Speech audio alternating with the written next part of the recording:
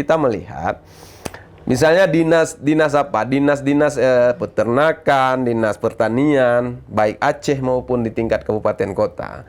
Mereka tidak bisa menjadi pilot project. Tidak ada satu pilot project yang bisa dicontohkan. Misalnya Geci-Geci hari ini sibuk studi banding keluar daerah.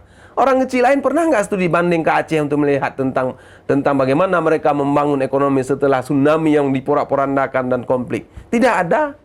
Tidak ada proyek percontohan. Mau kita pergi melihat percontohan sapi misalnya. Sapi kurus juga.